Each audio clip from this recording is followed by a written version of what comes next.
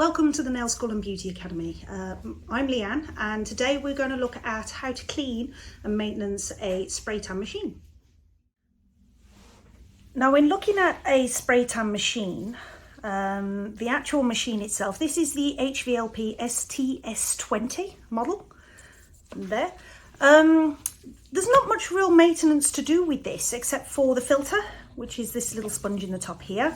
So this sponge filter, at the end of every day when you've finished your spray tan, it's just a matter of pull this out, wash it, and don't put it back in until it's dry.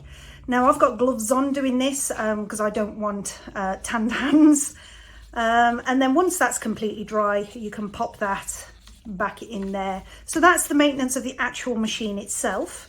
Quite quick and quite simple and easy. But also don't forget, with every spray tan machine, to get your pat testing done on a yearly basis. Even more so because of the fact that it's moisture and electricity used together. So make sure you get your pat testing done. Okay. Now the pipe, as you can see, these pipes quite lengthy sometimes, and they can break sometimes. Now when you're actually taking this from the back of your gun, just make sure that you don't pull it by the pipe. Make sure you pull it by the hard plastic there. If it does separate here, then obviously you're going to need to use glue. My preference is sealant. You can actually get clear sealant, so you can repair that to make sure that there's no air escape, because the pressure will build up inside the gun and you don't want the pressure escaping from there. That being said, if you break or step on or snap this part of the pipe, it is very, very difficult to carry on with your spray treatment, as you'll end up with back pressure through the pipe and your machine won't be as effective. So what I tend to do is, if you've snapped your pipe, I have this little tape here. This is Ptfe tape. I'll write that in the comments in case you get the letters wrong. Difficult to hear. Ptfe, Plumbers tape basically. They use this as a sealant on taps and you know, for tap joints and things like that for plumbing. So it is waterproof, and oh, you can see there actually, Ptfe. There we go. Okay, and that's, you can get that from most DIY outlets or plumber stations or anything like that. So that is really good. On where I use that is around there. So as you can see, I've wrapped it around. There was a break just in the pipe just there, and that pipe basically split. It was actually trodden on by a student, and they were very upset because they'd broken the pipe, and I said, don't worry.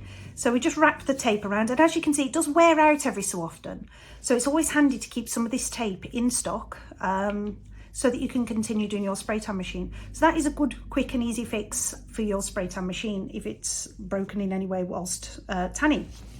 Okay, so the main thing that we need to look at and concentrate on is the gun.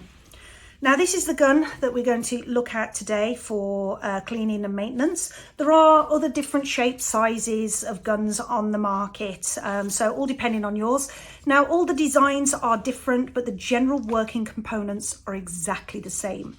So we're going to concentrate on this one, but I'll show you the differences with this one in time as well.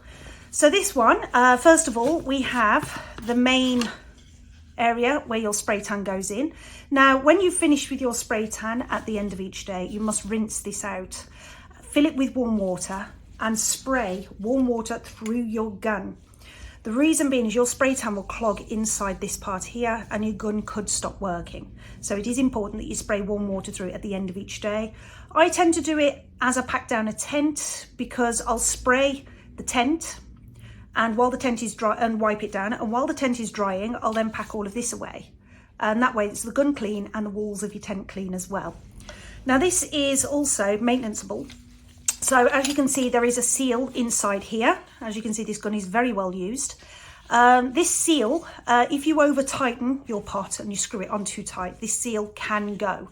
And this is where Ptfe tape comes in handy as well. If you put Ptfe tape around here, that will replace your seal. Okay, so there's no need to go and buy another gun or to try and find a seal that fits. Okay, Now this pipe comes off for cleaning and maintenance, and it's weighted. The weight is to actually keep the that down, so when you tilt your gun, the weight will push the pipe over so it stays in the spray tan. Other guns, such as this one, actually have a hard pipe in the center, so that's non-flexible hard pipe in there. Okay, now with this one, we've got where air comes in. So air comes into the gun, it comes down the front one, builds up pressure inside here, and the solution in the bottom has got nowhere to go. So then what it does, it pushes the solution up the back, this one here. So if you've got that attached to the front one, what you'll find is that your solution will just bubble in the bottle. So you'll get air coming in and it'll be like blowing your strawberry milkshake through your straw, for example. So if that's happening, you've got this on the wrong one. So make sure it's on the back on this particular gun. Okay. Now, if your gun does jam, as you can see, there's not much trigger movement in there, and that is set just right. You can unscrew the back of your gun and blast your solution through if it clogs. Now, occasionally that won't work. Not very often, but sometimes, depending on how long your gun has been left with solution in it. Okay, because solutions are sugar-based, they will crystallize, they'll go horrible inside your gun. So if it still won't get solution come through it, unscrew that off completely.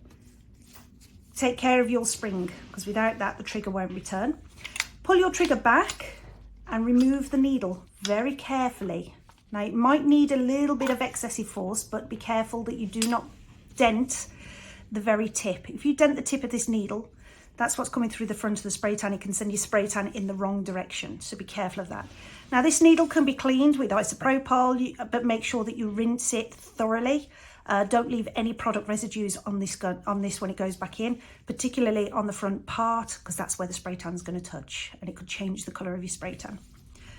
Okie doke. So once you've removed the needle and cleaned it, you can put it back together, but you can also take out the front assembly. There we go. So that one comes out and fully comes apart. This part here you can remove, but you'll need a spanner. My recommendation is that if you have to take this part apart, get a new gun. They're not that expensive. Okay. Now putting it back together is quite simple. So it's the front assembly. Screw that back into place. Careful it doesn't cross thread, because they are easy to cross thread. There we go. Now, because we move in that position downwards, I've got that in that position there. So this will give you your direction as to where you want your spray going.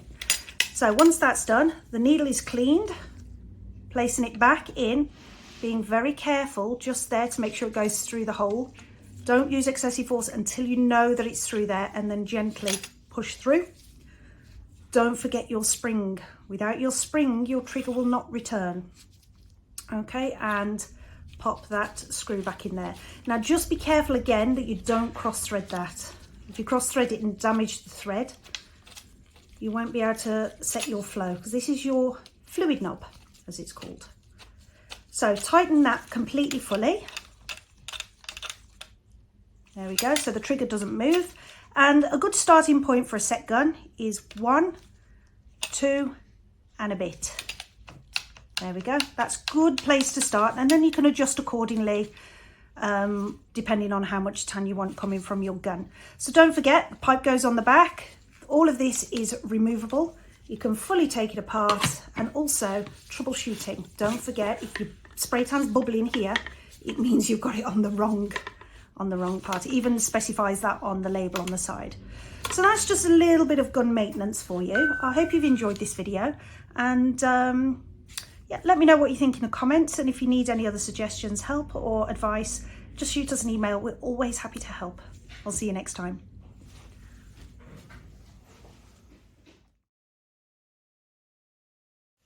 These guns are amazing.